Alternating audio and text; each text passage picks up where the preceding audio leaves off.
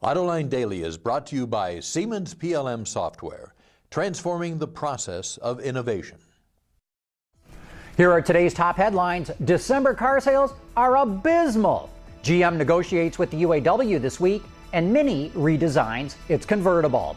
Up next, we'll be back with the news behind the headlines.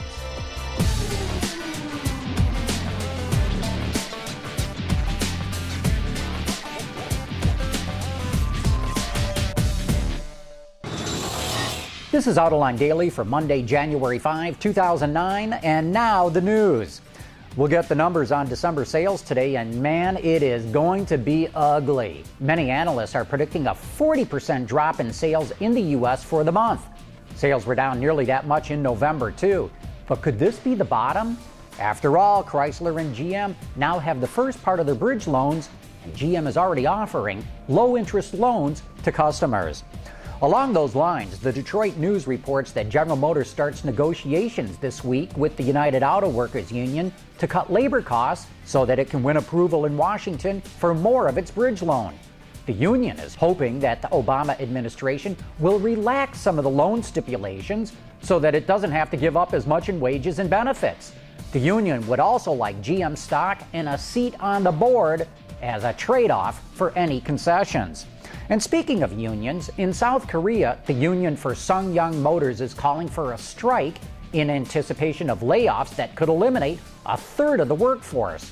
The Agence France Presse reports that line workers were not paid on time last month. SsangYong, a Korean company, is now owned by Shanghai Auto Industry Corporation, which is based in China. A couple of weeks ago, we reported on Romanian automaker Dacia, a subsidiary of Renault, coming out with a low-cost pickup. Now we've got some footage to show you. It features an 800 kilogram or 1,800 pound payload capacity and a bargain basement price of only 6,500 euro or about $9,000. And if you live in France, you get another 1,000 euro discount on top of that, which is available to buyers replacing vehicles that are more than 10 years old. In 2007, BMW debuted the redesigned second-generation version of its iconic Mini Cooper. This year at the North American International Auto Show in Detroit, the company will unveil the new convertible version of the car. The topless Mini should retain the hardtop's go-kart handling and spunky performance. A cool standard feature called the Openometer records how much driving is done with the top down. And speaking of the Detroit show, Cadillac unveils the 2010 SRX luxury crossover there next week.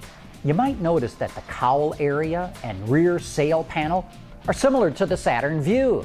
That's because the SRX is no longer made at the Lansing Grand River plant in Michigan. It's been moved to the Ramos Arizpe plant in Mexico, which is where the Saturn Vue was built. That should allow Cadillac to price the SRX more competitively with the Lexus RX 330. Coming up next, a look at my automotive predictions for 2009. We'll be back right after this. Siemens, transforming the process of innovation. It's time for my 2009 automotive predictions. Here are some of the things that I think will happen this year, or not. Delphi will finally succumb to its financial problems and put its U.S. operations into Chapter 7. Rick Wagner will survive as CEO of General Motors, which will infuriate his critics until they realize they still have Rick to kick around. Bob Nardelli will leave Chrysler after the company gets its full bridge loan money and restructures. Jim Press will be named CEO.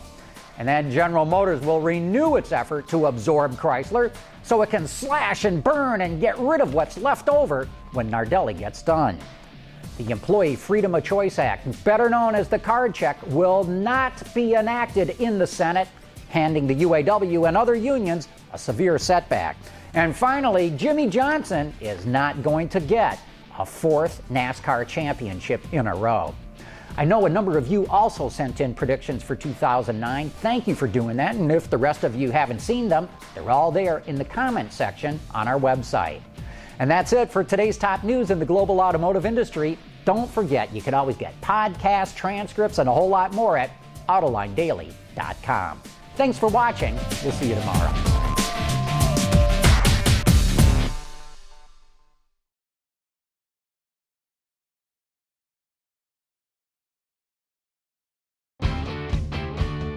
visit our website for even more great content all week long.